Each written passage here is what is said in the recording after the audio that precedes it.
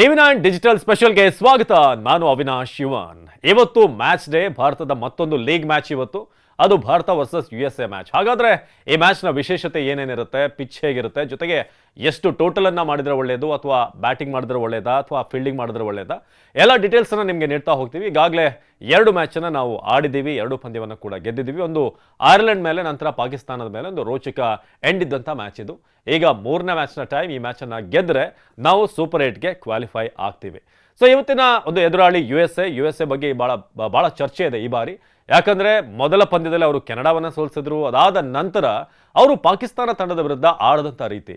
ಇವತ್ತಿನ ಮ್ಯಾಚ್ ಒಂದು ರೀತಿ India versus India mini team ಅಂತ ಹೇಳ್ಬೋದು. ಯಾಕಂದ್ರೆ USA ತಂಡದ 5 ಜನ ಏನಿದ್ದಾರೆ ಅವರೆಲ್ಲರೂ ಕೂಡ ಭಾರತದಲ್ಲಿ ಹುಟ್ಟಿರುವಂಥವ್ರು, ನಂತರ ಬೇರೆ ಬೇರೆ ಕಾರಣಗಳಿಗೆ ಅಮೆರಿಕಕ್ಕೆ ಹೋಗಿ ಸೆಟ್ಲ್ ಆದಂಥವ್ರು.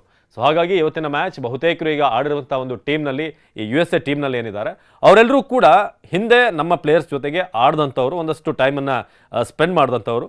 ಅದರಲ್ಲಿ ಮನಾಂಗ್ ಪಟೇಲ್ ಬಗ್ಗೆ ಹೇಳಬೇಕು, ಕ್ಯಾಪ್ಟನ್. ಅವರು ಕೂಡ ಗುಜರಾತ್ ಮೂಲದವರು, ಕ್ಯಾಪ್ಟನ್ ಆಗಿ ಒಳ್ಳೆ ಲೀಡ್ ಮಾಡ್ತಿದ್ದಾರೆ. 2 ಪಂದ್ಯಗಳನ್ನು USA ಗೆದ್ದಿದೆ. ಹಾಗೆಯೇ ಹರ್ಮಿತ್ ಸಿಂಗ್ ಅವರ ಡೆಬ್ಯೂ ಫಸ್ಟ್ ಕ್ಲಾಸ್ ಕ್ರಿಕೆಟನ್ನು ಆಡಿರೋದು ಮುಂಬೈ ಪರವಾಗಿ. ರೋಹಿತ್ ಶರ್ಮಾ ಜೊತೆಗೆ ಅವರು ದೇಸಿ ಕ್ರಿಕೆಟನ್ನು ಆಡಿದ್ದಾರೆ, ಅಂದರೆ ರಣಜಿ ಟೈಮ್ನಲ್ಲಿ ಆಡಿದ್ದಾರೆ. ಹಾಗೆಯೇ ಸೌರಭ್ ನೇತ್ರವಾಲ್ಕರ್ 2009-10 ವರ್ಲ್ಡ್ ಕಪ್ ಟೀಮ್ ಏನಿತ್ತು, ಅಂಡರ್-19 ಟೀಮ್, ಅದರಲ್ಲಿ KL ರಾಹುಲ್, ಹರ್ಷಲ್ ಪಟೇಲ್, ಮಯಾಂಕ್ ಅಗರ್ವಾಲ್ ಇವರ ಜೊತೆಗೆ ಆಡಿದಂಥ ಪ್ಲೇಯರ್ ಸೌರಭ್ ನೇತ್ರವಾಲ್ಕರ್. ಹಾಗೆ ಇನ್ನೊಬ್ಬ ಪ್ಲೇಯರ್ ನಿಸ್ತೋಷ ಕೆಂಜಿಗೆ ಇದ್ದಾರೆ, ಚಿಕ್ಕಮಗಳೂರು ಮೂಲದವರು.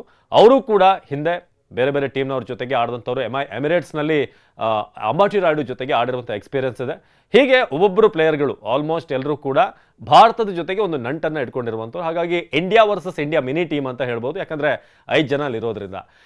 USA ಟೀಮ್ನ ನಾವು ಲೈಟಾಗಿ ತೆಗೆದುಕೊಳ್ಬೋದಾ? ಖಂಡಿತ ಇಲ್ಲ. ಯಾಕಂದರೆ ಮೊದಲ ಪಂದ್ಯದಲ್ಲೇ ಅವರು ಅದ್ಭುತವಾದಂಥ ಆಟವನ್ನು ಆಡಿದ್ರು. ಜೋನ್ಸ್ ಅವರು 9 ಸಿಕ್ಸರನ್ನು ಬಾರಿಸೋ ಮೂಲಕ ನಮ್ಮ ಎಬಿಲಿಟಿ T20ಗೆ, ಈ ಫಾರ್ಮ್ಯಾಟ್ಗೆ ಅಮೆರಿಕ ಟೀಮ್ ಕೂಡ ಅಡಾಪ್ಟ್ ಆಗಿದೆ, ನಾವು ಕೂಡ ಈ ಒಂದು ಫಾರ್ಮ್ಯಾಟಿಗೆ ಎಂಟ್ರಿ ಕೊಟ್ಟಿದ್ದೀವಿ ಅಂತ ಅನೌನ್ಸ್ ಮಾಡಿದ್ರು. ಅದಾದಮೇಲೆ ಬಿಗ್ಗೆಸ್ಟ್ ಅಪ್ಸೆಟ್ ಅಂತ ಹೇಳಿದ್ರೆ ಅದು ಪಾಕಿಸ್ತಾನವನ್ನು ಸೋಲಿಸಿರುವಂಥ ರೀತಿ, ಅವರ ಒಂದು ಟೆಂಪರ್ಮೆಂಟ್ ಇತ್ತಲ್ಲ ಈ ಒಂದು ಮ್ಯಾಚ್ನಲ್ಲಿ, ಇದು ನಾವು ಗಮನಿಸಲೇಬೇಕು. ಹಾಗಾಗಿ ಭಾರತ ಇವತ್ತಿನ ಪಂದ್ಯವನ್ನು ಲೈಟಾಗಿ ತೆಗೆದುಕೊಳ್ಳೋಕೆ ಸಾಧ್ಯವೇ ಇಲ್ಲ. ಯಾಕಂದರೆ T20 ಫಾರ್ಮ್ಯಾಟ್ ಅನೇಕ ಅಪ್ಸ್ ಆ್ಯಂಡ್ ಡೌನ್ಸ್, ಅಚ್ಚರಿಗಳಿಗೆ ಕಾರಣವಾಗಿರುವಂಥ ಫಾರ್ಮ್ಯಾಟ್. ಭಾಳ ಚಿಕ್ಕ ಟೀಮ್ಗಳು, ಭಾಳ ದೊಡ್ಡ ಟೀಮ್ಗಳನ್ನು ಬೀಟ್ ಮಾಡಿರುವಂಥದ್ದು ಕೂಡ ಆಗಿದೆ.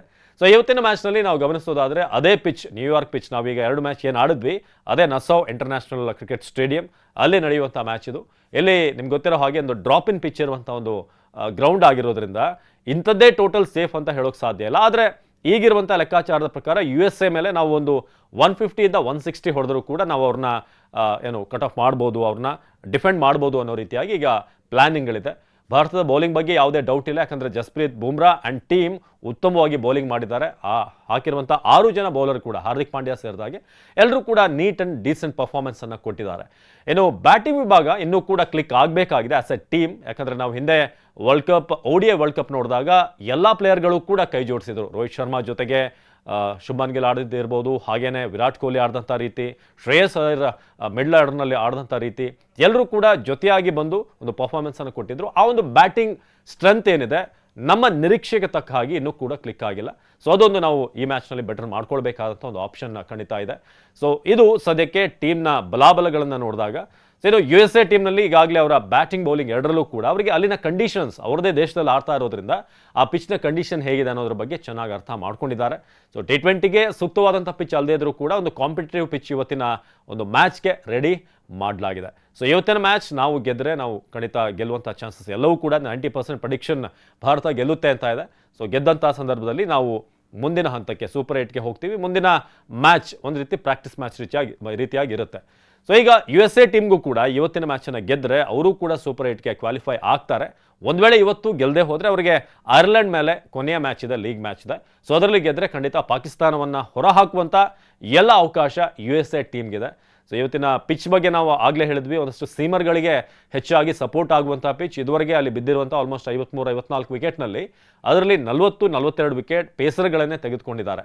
ಸೊ ಹಿಂದಿನ ಪಂದ್ಯ ಬೂಮ್ರಾ ಹಾಕ್ತಂಥ ರೀತಿ, ಹಾಗೆಯೇ ಹಾರ್ದಿಕ್ ಪಾಂಡ್ಯ, ಯಾರಿಗೆ ವೇರಿಯೇಷನ್ಸ್ ಇದೆ, ಸ್ವಲ್ಪ ಸ್ಲೋವರ್ಗಳು, ಯಾರ್ಕರ್ಗಳು, ಹಾಗೆಯೇ ಬೌನ್ಸರ್ಗಳನ್ನ ಹಾಕುವಂಥ ಒಂದು ಟ್ಯಾಲೆಂಟ್ ಇರುವಂಥ ಬೌಲರ್ಗಳಿಗೆ ಖಂಡಿತ ಒಳ್ಳೆ ಒಂದು ಅನುಕೂಲ ಈ ಪಿಚ್ನಲ್ಲಿದೆ.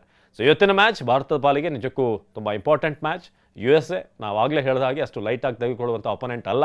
ಸೊ ಕಂಪ್ಲೀಟಾಗಿ ಒಂದಷ್ಟು ಚೇಂಜಸ್ ಇಲ್ಲದೇ ಹೋಗ್ಬೋದಾ ಅಥವಾ ಏನಾದರೂ ಒಂದು ಬದಲಾವಣೆ ನಾವು ಈಗಾಗಲೇ ಹಿಂದಿನ ವಿಡಿಯೋದಲ್ಲಿ ಚರ್ಚೆ ಮಾಡಿದ್ವಿ, ಶಿವಮ್ ದುವೆ ಬದಲಿಗೆ ಜೈಸ್ವಾಲ್ ಅಥವಾ ಸ್ಯಾಮ್ಸನ್ ಎಂಟ್ರಿ ಕೊಡ್ಬೋದಾ ಅನ್ನೋದು ಸದ್ಯಕ್ಕಿರುವಂಥ ಪ್ರಶ್ನೆ. ಸೊ ಇದಾಗಿತ್ತು ಇವತ್ತಿನ ಮ್ಯಾಚ್ನ ಪ್ರಿವ್ಯೂ. ನಿರಂತರ ಸುದ್ದಿಗಾಗಿ ನೋಡ್ತಾ ಇರಿ TV9.